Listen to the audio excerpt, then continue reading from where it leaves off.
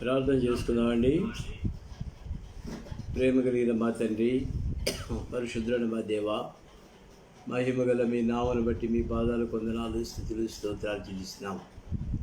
పగలంతా మమ్మల్ని కనికరించి కాపాడి భద్రపరిచి ఈ రాత్రికాల సమయంలో మీ సన్నిధిలో మమ్మల్ని ప్రార్థన కొరకై తీసుకొచ్చేందుకు మీకు స్తోత్రాలు చెల్లిస్తున్నాము. నాయన, దయతో మమ్మల్ని కనికరించండి. మీరే మీ సన్నిధి మాకు దయచేయమని వేడుకుంటున్నాము. ఆన్లైన్లో కనెక్ట్ అయిన బిడ్డలందరిని బట్టి మీకు వందనాలు. మా ప్రభా, మీరే కనికరించండి. ప్రార్థన ఆత్మను మా పైన కుమ్మరించమని వేడుకుంటున్నాము. ఆన్లైన్లో కనెక్ట్ అయిన బిడ్డలందరినీ మీరు ఆశీర్వదించమని వేడుకుంటున్నాము. ప్రార్థన ఆత్మను కుమ్మరించండి. మా ప్రభా, మీరే మమ్మల్ని కనికరించి ఏక మనసుతో మేము ప్రార్థించి ఒకరికొకరు ఆదరించుకున్నట్టుకు సహాయం చేయండి. మా తండ్రి, దయ చూపించండి. మీరే మమ్మల్ని కనికరించి బలపరచమని వేడుకుంటున్నాను. మా తండ్రి, మీ వాక్య భాగం ద్వారా మీరే మాతో మాట్లాడమని వేడుకుంటున్నాను. అపవాది శక్తులను, చీకటి శక్తులను యేసు ప్రభు నామమున గద్దిస్తున్నాం, బంధిస్తున్నాం. మా ప్రభా, దయ చూపించండి నాయన. కరోనా కేసులు తిరిగి అధికమవుతుండగా మా తండ్రి, దయ చూపించి ఈ కేసులు అధికం కాకుండా కాపాడమని వేడుకుంటున్నాం.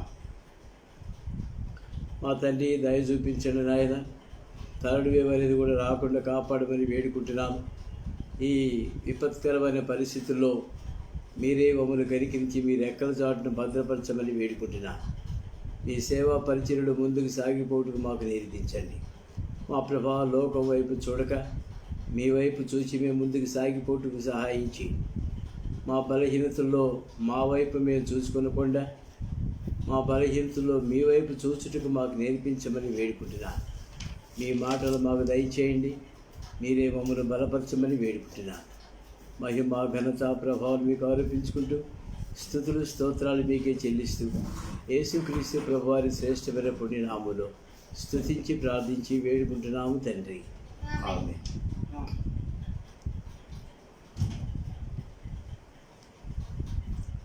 ఓ పాట పాడుకుందామండి. 397 పాత నంబరు 344.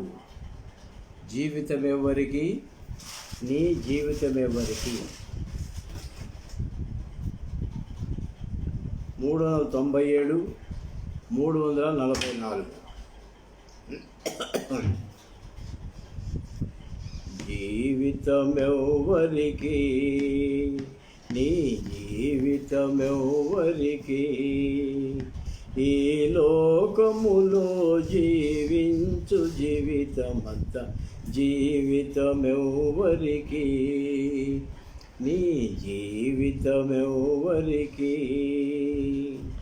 శరీరే చల్లపై ఆశలుండు ఈ ధరణియందు, ఈ ధరణియందు సుఖభోగులుగా జీవింతురు ఈ ధరణియందు, ఈ ధరణియందు.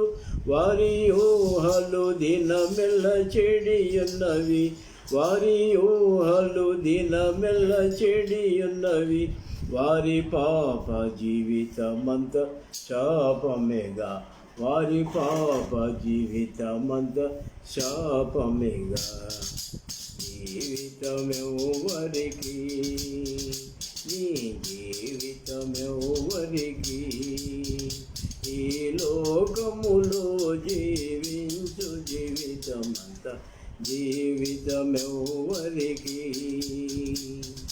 ధనపేక్షకులెందరు గలరు ఈ ధరణియందు, ఈ ధరణియందు. ధనపేక్షకులెందరు గలరు ఈ ధరణియందు, ఈ ధరణియందు. ధనముపై మనసు నిలిపెదరు ఈ ధరణియందు, ఈ ధరణియందు. వారి కలవరమంత ధనము ధనమే, వారి కలవరమంత ధనము ధనమే. వారు బ్రతికెడు బ్రతుకంత క్షీణతయే. జీవితమెవ్వరికి నీ జీవితమెవ్వరికి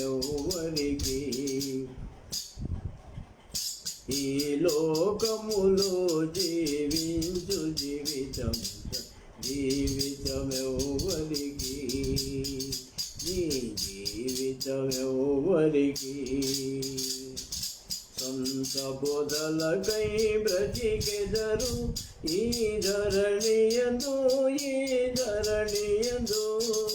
సొంత బోధలకై బ్రతికెదరు ఈ ధరణియందు గర్వములకు అమ్మబడియుందురు ఈ ధరణియందు గర్వములకు అమ్మబడియుందురు ఈ ధరణియందు వారి మనసులు సంకుచితములయుండు వారి జీవిత ప్రయాసము పతనమేగా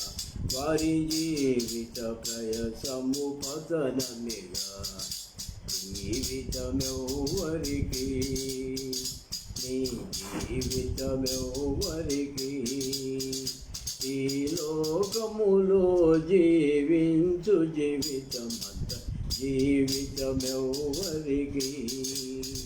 నీ జీవితమెవ్వరికి విరిగిన హృదయులు కలరెందరో ఈ ధరణియందు విరిగిన హృదయులు కలరెందరో ఈ ధరణియందు కరిగెడు ఉప్పుగా నుండెదరు ఈ ధరణియందు వారు ప్రభుకై దాగియే నిలచెదరు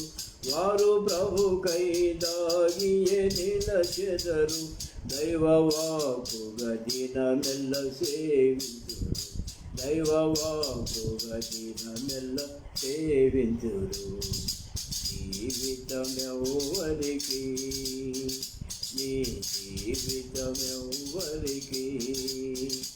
ఈ లోకములో జీవించు జీవితమెవ్వరికి నీ జీవితమెవ్వరికి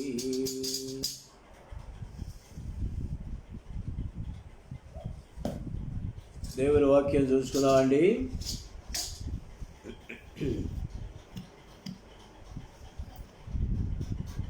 న్యాయాధిపతుల గ్రంథము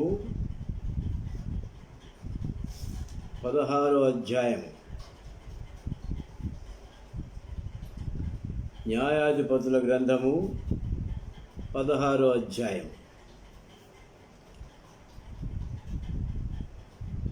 మొదటి నుండి 3 వచనాలు చదువుకుందామండి. న్యాయాధిపతుల గ్రంథము 16వ అధ్యాయము మొదటి 3 వచనాలు చదువుకున్నాం. తరువాత సంసోను గాజాకు వెళ్ళి వేశ్యనొకతిని చూచి ఆమె యొద్ద చేరెను. సంసోను అక్కడికి వచ్చినని గాజా వారికి తెలిసినప్పుడు వారు మాటు పెట్టి రేపు తెల్లవారిన తరువాత అతను చంపుదమనుకొని పట్టణపు ద్వారమునొద్ద ఆ రాత్రి అంతయు పొంచియుండిది. సంసోను మధ్యరాత్రి వరకు పండుకొని మధ్యరాత్రి లేచి పట్టణపు తలుపులను వాటి 2 ద్వారబంధములను పట్టుకొని వాటి అడ్డకర్రతోటి వాటిని ఊడబెరికి తన భుజముల పైన పెట్టుకొని హెబ్రోనుకు ఎదురుగానున్న కొనకు వాటిని తీసుకొని పోయిను. ప్రార్థన చేసుకుందామండి. ప్రేమిగల మా తండ్రి, పరిశుద్ధుల మా దేవ, మరొకసారి మహిమగల మీ నామను బట్టి స్తుతులు స్తోత్రాలు చేసినాం. మా ప్రభా, మీరు ఇచ్చిన లేఖన భాగాలు బట్టి వందనాలు. ఆశీర్వదించండి, దయ చూపించండి. మా తండ్రి, ధ్యానించుటకు సహాయం చేయండి. మీ మాటలు మాకు దయచేయండి. మీ వర్తమానం ద్వారా మాతో మాట్లాడమని వేడుకుంటున్నాము. మా ప్రభా, మీ మాటలు ఒక్కటైనా మాకు అనుగ్రహించమని వేడుకుంటున్నాం. మమ్మల్ని తృప్తిపరిచే దేవుడు అని మీ వైపు చూస్తున్నాం. దయతో మమ్మల్ని కనికరించి మీరే నడిపించండి. నన్ను కూడా మీ సిలువు చాటును మరుగుపరచండి. మరొకసారి మా ప్రభా, నిష్ప్రయోజకుడైన నన్ను మీరు కనికరించి అంగీకరించమని వేడుకుంటున్నాను. మీ స్వాధీన పంచుకుంటూ యేసు ప్రభు నామములో స్తుతించి ప్రార్థించి వేడుకుంటున్నాము తండ్రి, ఆమేన్. ప్రియమైన వాళ్ళారా, నిన్నటి దినాన మన ముగింపు ఏంటంటే ఎన్హక్కొరే అనబడెను.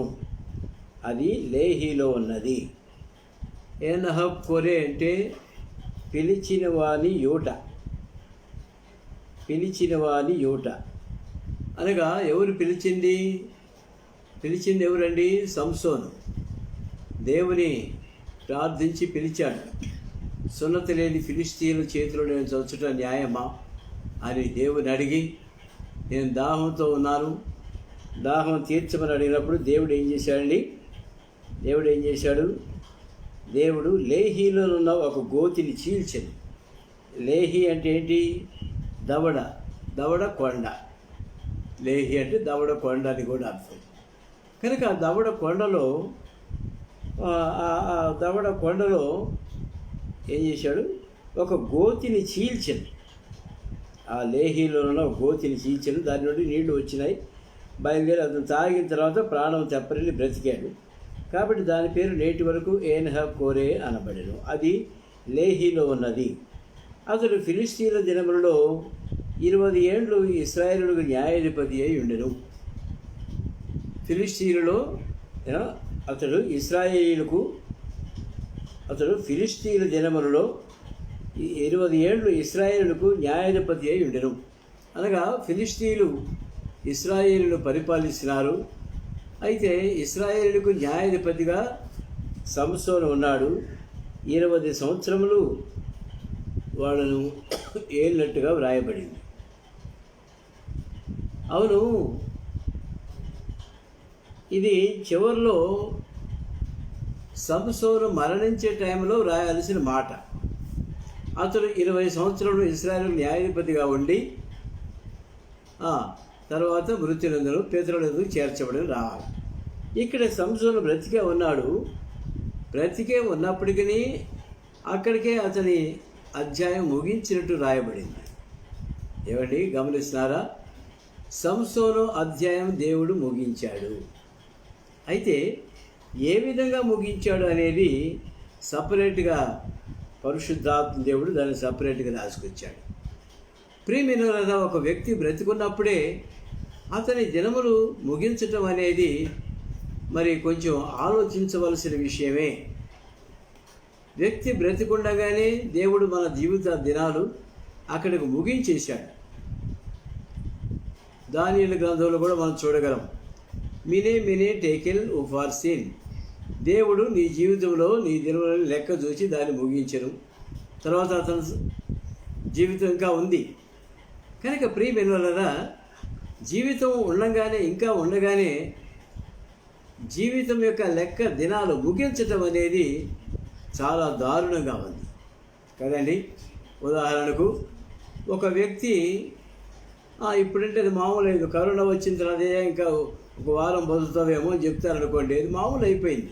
కరోనా కదా, అంతే కదా, ఇక వారమే కదా అని అనుకుంటాడు. అంతేగాని చెప్పరు డాక్టర్స్. అయినా చెప్తే మాత్రం చాలా బాధపడిపోతాడు. బతికుండగానే మన దినాలు ముగించాయా చెప్తే మనకి ఎంతో బాధాకరంగా ఉంటుంది కదండి. ఒక వ్యక్తి ఉద్యోగంలో ఉండగానే అతని సర్వీస్ దినాలు ముగించారనుకోండి, ఎంత బాధాకరంగా ఉంటుందండి. ఎందుకు దేవుడు ఆ విధంగా ముగించాడు అంటే, ఇంతవరకే సంసోను కొంతవరకైనా నమ్మకం ఉన్నాడు ఇంతవరకు చూస్తే. ఇక ముందు జీవించిన దినాలు ఏమాత్రం ప్రభువుకు నమ్మకంగా జీవించలేకపోయాడు. పాఠ్యభాగంలోకి వెళ్ళిపోదాం అండి. తర్వాత సంసోను గాజాకు వెళ్ళి వేశ్యనొకతిని చూచి ఆమె ఎద్దుకు చేరెను. సంసోను అక్కడికి వచ్చినని గాజా వారికి తెలిసినప్పుడు వారు మాటు పెట్టి రేపు తెల్లవారిన తర్వాత అతను చంపుదామనుకొని పట్టణపు ద్వారం వద్ద ఆ రాత్రంతా పొంచియుండిరి. పట్టణపు ద్వారం దగ్గర రాత్రంతా పొంచియుంటారు. దేనికి? సంసోను పట్టుకొని చంపేసేయాలి. మాటుగాండను కూడా పెట్టారు, చంపేసేయాలని. 3వ వచనం చూడండి. సంసోను మధ్యరాత్రి వరకు పండుకొని మధ్యరాత్రి లేచి పట్టణపు తలుపులను వాటి 2 ద్వారబంధములను పట్టుకొని వాటి అడ్డకర్రతోటి వాటిని ఊడబెరికి తన భుజముల మీద పెట్టుకొని హెబ్రోనుకు ఎదురుగొన్న కొండ కొరకు దానికి వాటిని తీసుకెళ్ళిపోయాను. ఇతనికి ఎంత బలం ఉంటే మాత్రం గాజా అదొక గొప్ప సిటీ. అప్పట్లో గాజా సిటీ అనేది మరి అది పెద్ద సిటీ. ఆ దినాల్లోనే పౌలు దినాల్లో గాజా అక్కడ చూసిన పెద్ద సిటీ లాగా ఉంది. ఆ సిటీకి ఎంత పెద్ద తలుపు ఉంటుందో, ద్వారబంధం ఉంటుందో గమనించండి. దాన్ని 2 ద్వారబంధాలు పట్టుకొని అడ్డకర్ర ఉంటుంది. మళ్ళీ అడ్డకర్ర పైనుంచి ఆ మూల నుంచి ఈ మూలకి, ఈ మూల నుంచి ఆ మూలకి అడ్డకర్రలు ఉంటాయి. మీకు కావాలంటే గండికోట వెళ్ళి చూడండి, అక్కడ ద్వారబంధాలు ఎట్లుంటాయో తెలుస్తుంది. గోల్కొండలో కూడా ప్రియమైన అటువంటి భారమైనటువంటి వస్తువులు ఊడబెరికి భుజములపై వేసుకొని హెబ్రోన్ దగ్గరికి వెళ్ళి కొన శిఖరంలో దాన్ని వదిలిపెట్టాడు. ఏంటి దీని అర్థం? హెబ్రోన్ అంటే సహవాసం. ఫిలిష్తీయుల సహవాసం మనకెందుకు? ఏమండి, మన సహవాసంలో హెబ్రోన్ సహవాసంలో తీసుకొచ్చి ఫిలిష్తీయుల ద్వారబంధాలు పెడితే ఏమి లాభం అండి? కనుక అది కూడా అవసరం లేని పని చేశాడు సంసోను. తనకు బలం ఉంది కదా అని అవసరం లేని పని చేసి మరి అందరి కోపానికి గురైపోయాడు. 4వ వచనంకి వెళ్ళిపోదామండి. పిమ్మట అతడు షోరేకు లోయలోనున్న దెలీలా అను స్త్రీని మోహింపగా, దెలీలాది ఏ ఊరు అని అడిగితే మీరు ఏం చెప్తారు? గాజా అని చెప్తారా? దెలీలా ఊరేదండి? షోరేకు లోయలోనున్న దెలీలా అను స్త్రీని మోహింపగా ఫిలిష్తీయుల సర్దారులు ఆమె వద్దకు వచ్చి ఆమెతో, నీవు అతని లాలన చేసి అతను గొప్ప బలము దేనిలో ఉన్నదో మేము ఎలాగ అతను గెలవచ్చునో తెలుసుకునము. మేము అతని బంధించి అతని గర్వము అణుపుదము. అప్పుడు మాలో ప్రతివాడును 1000 నాణెములు వెండి నాణెములు నీకు ఇచ్చేదని చెప్పాను. కాబట్టి దెలీలా, నీ మహాబలము దేనిలో ఉన్నదో నేను దేని చేత కట్టి బంధింపవచ్చునో నాకు దయచేసి తెలుపని సంశయంతో అనగా, ఇక్కడ అడుగడుగునా సంసోను తప్పులు చేస్తూ వచ్చాడు. ఒక వేశ్య దగ్గరికి వెళ్ళటం అనేది మరి it's a greatest blunder committed by a Nazarite. దేవునికి నాజరు చేయబడిన వాడు షోరేకి వెళ్ళాడు, దెలీలా అనే వేశ్యను మోహించాడు. అక్కడే గాజాకు వెళ్ళి ఒక వేశ్యను చూశాడు. మధ్యరాత్రి వెళ్ళిపోయాడు. పిమ్మట షోరేకి వెళ్ళాడు. షోరేకి వెళ్ళి దెలీలా అనే స్త్రీని మోహించాడు.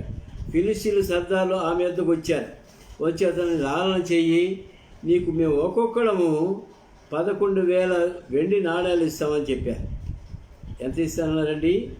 ప్రతివాడు 1,100 వెండి నాణ్యములు మీకు ఇచ్చేదాన్ని చెప్పిరి.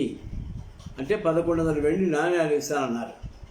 ఆ దినాల్లో బంగారం కంటే వెండి విలువైంది కనుక 1100 అంటే 1,100 నాణ్యములు వెండి నాణ్యాలు నీకు ఇస్తామని చెప్పేసరికి ఆమె నిజంగానే ఆశ పుట్టింది. ఈ సంసోను వాడు ఉంటాడు, రేపు పోతాడు, పైగా నేను ఒకరికి భార్యని కాదు కదా, నా క్యారెక్టర్ అందరికీ తెలుసు కదా, ఇతని ద్వారా కొంత డబ్బు సంపాదిద్దామని చెప్పేసి దెలీలా సంసోనేమో ఈమెను మోహించాడు. అంతే కదండి, మోహించాడు. మరి దెలీలా ఇతను మోహించిందా? లేదు. అది మనం గమనించాలి. ఒక వేశ్య ఎవరిని మోహించలేదు, ఎందుకంటే తన వృత్తి అది.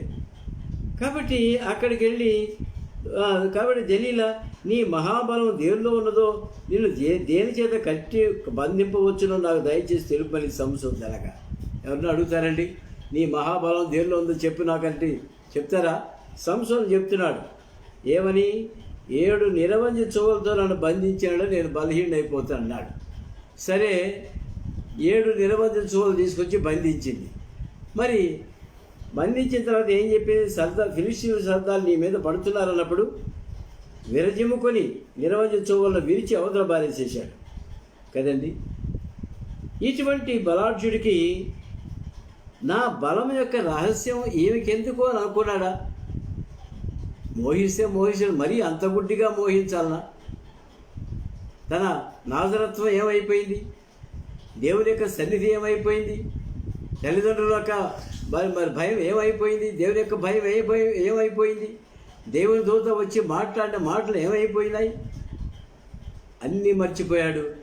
తన జీవితంలో భయంకరమైన పొరపాటులో పడిపోయాడు. సంసోను ఫిలిస్తీయుల మీద పడుచున్నారనగా అతను అగ్ని దగ్గర నూలు రీతిగా ఆ తడపలను తెంపిన. రెండోసారి కూడా తెలియబడలేదు. 10వ వచనం అండి. అప్పుడు దెలీలా, ఇదిగో నీవు నన్ను ఎగతాళి చేసి నాతో అబద్ధమాడిచి నిన్ను దేని చేత బంధింపవచ్చునో దయచేసి నాకు తెలిపమని సంసోనుతో చెప్పగా అతడు, పేనిన తరువాత పనికి పెట్టని కొత్త తాడుతో నన్ను బాగా బంధించినడలా నేను బలహీనునై సామాన్య మనుషులు ఒకరిగా అవుతానని అన్నాడు. అప్పుడు కొత్తగా పేరిన తాళ్ళను తీసుకొచ్చి అతను బంధించి ఫిలిష్తీయులు కబురు చేసింది. ఏమండి, ఒకవైపున సంసోను కావాలా, ఒకవైపున ఫిలిష్తీయులు కావాలి, మరి 11,000 వెండి నాణ్యాలు కూడా కావాలి. అప్పుడు వెంటనే వాళ్ళు వచ్చి పట్టుకుపోయేసరికి ఏమైందండి, నీ మీద పడుచున్నారని అతనితో చెప్పిన. అప్పుడు మాటలు ఉండువారు అంతఃపురంలో ఉండేది. అతడు తన చేతుల మీద నుండి నూలు పోగుల వలె ఆ తాడు తెప్పాను.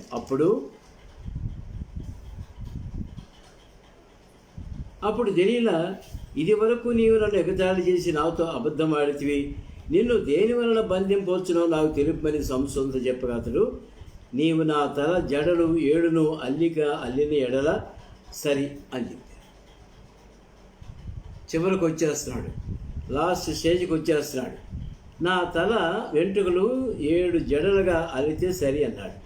అంతటా ఆమె మేకుతో దాన్ని దిగ్గొట్టి, సంసోను, ఫిలిష్తీయులు నీ మీద పడుచున్నారని అని చెప్పినప్పుడు అతను నిద్ర మేలుకొని మగ్గపు మేకును నేత్రం ఊడ తీసుకొని పోయింది. మగ్గపు మేకు దిగ్గొట్టాడు అన్నమాట. ఈ వెంట్రుకలు జడలు, ఆ జడలు ఆ మేకులతో సహా ఊడ తీసుకొని వెళ్ళిపోయాడు. ఎంత భయమో చూడండి సంసోనుకి, ఇంత బలాఢ్యుడికి. రాని వాడు అంతా చూస్తాను అనుకున్నాడా? తిరుగుబాటు చేయలేకపోయాడు. బంధించబడ్డాను కదా, వాళ్ళు వస్తే నన్ను బంధిస్తారు అని భయపడిపోయి ఓడ తీసుకొని ఏం చేశాండి, ఓడ తీసుకొని వెళ్ళిపోయాడు. అప్పుడు ఆమె, నా యందు నీకు ఇష్టం లేనప్పుడు నేను నిన్ను ప్రేమించున్నానని నీవెందుకు చెప్పుచున్నావు? ఇది వరకు నీవు ముమ్మారు నన్ను ఎగతాళి చేసి నీ గొప్ప బలము దేనిలో ఉందో నాకు తెలిపపోతూనే అతను. ఆమె అనుదినము మాటల చేతను బాధించి తొందర పెట్టుచున్నందున అతడు ప్రాణము విసిగి చావగోరెను. ఏమండి, ప్రాణము విసిగి చావగోరాడండి. ఎందుకు ఈ పరిస్థితి తెచ్చుకోవాల్సి వచ్చింది? అతను చావగోరే పరిస్థితి ఎందుకు తీసుకొచ్చుకున్నాడని. ఆదికాండం చదవలేదా? యోసేపు గురించి చదువుకోలేదా? ఇతను ఎవరు చెప్పలేదా? సరే, సంసోను చెప్పపోయినా మనం చెప్పుకుందాం. ఆదికాండం 39వ అధ్యాయం. ఆదికాండము 39వ అధ్యాయంలో యోసేపు సంగతి చూద్దామండి. 39, ఆదికాండం 39, ఆదికాండము 39 10వ వచనం చదువుకుందామండి. ఆదికాండం 39:10.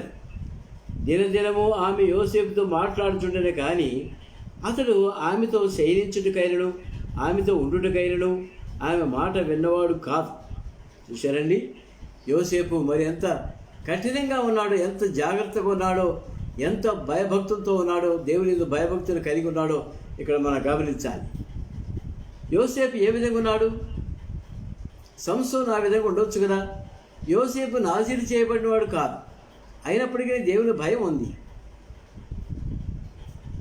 యోసేపు అయితే అతను అంత భయపడ్డాడు. కానీ 13వ వచనం చూడండి, 12వ వచనం, ఆమె చేతిలో విడిచిపెట్టి తప్పించుకొని బయటకు పారిపోయాను. శోధనలు వస్తాయి, శోధనలు ఎవరికైనా వస్తాయి. శోధనలు వచ్చినప్పుడు ఏం చేయాలండి? శోధనలో పడిపోవటం ఈజీయే, శోధన తప్పించుకొని పారిపోవటం అనేది గొప్ప సంగతి. సంసోను అట్టగాదే, యోసేపుకు వచ్చినట్టు శోధన రాలేదు, ఇతనికి కావాలని శోధనలోకి వెళ్ళిపోయాడు. యోసేపే కావాలని శోధనలోకి వెళ్ళిపోయాడు. అయితే బయటికి రాలేకపోతున్నాడు. ఇంకో మాట చూసుకుందామండి. మీకా గ్రంథము 7వ అధ్యాయము 5వ వచనం చదువుకుందామండి. మీకా గ్రంథము 7వ అధ్యాయము 5వ వచనం నేను చదువుతాను, వినండి. స్నేహితుని యందు నమ్మిక ఉంచవద్దు, ముఖ్య స్నేహితుని నమ్ముకొనవద్దు. నీ కౌగిటిలో పండుకొని దాని ఎదుట నీ పెదవుల ద్వారమును కాపు పెట్టుము. ఏంటిది? విచిత్రంగా ఉంది ఈ వాక్యం కదండి.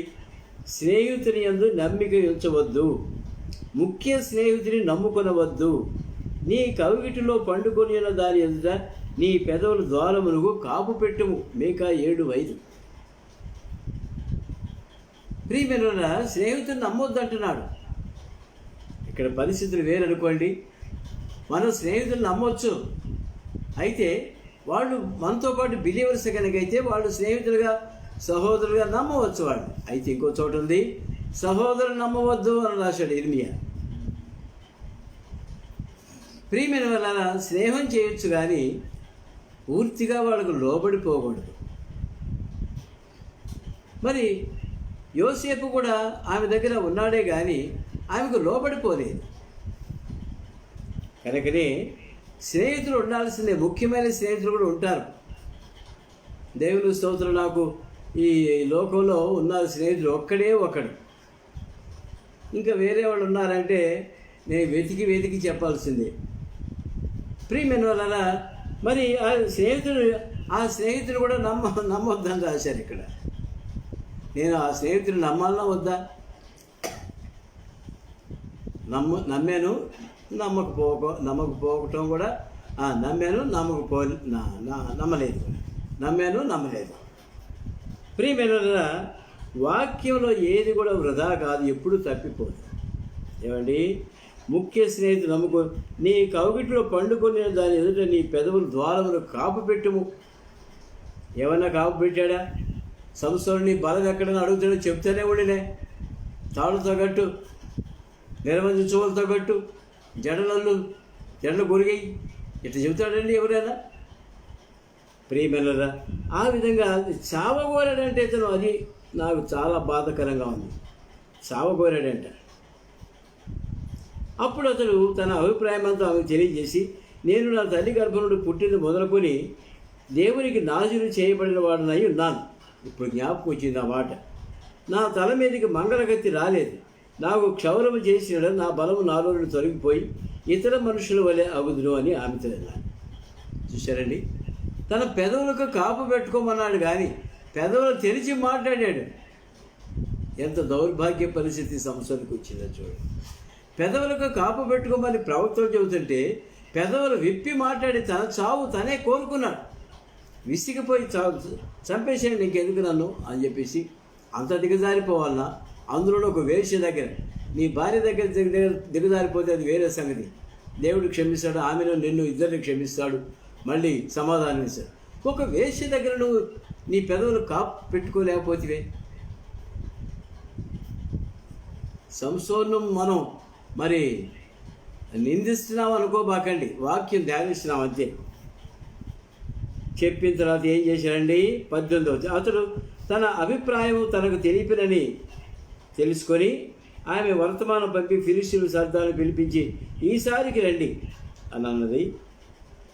తోడ మీద నిద్రపుచ్చింది, ఒక మనిషిని పిలిపించింది, వాని చేత తలంతా కొరికిచ్చింది, 7 జడలు కూడా క్షౌరం చేయించేసింది. ఈయన గారికి తల వెంట్రుకలు గొరుగుతుంటే అసలు మెలుకువే రాలా. ఏమండి? అంత నిద్రపోయాడు. ఎందుకంటే విసిగిపోయాడు పాపం, విరజిమ్ముది అనుకున్నాడు.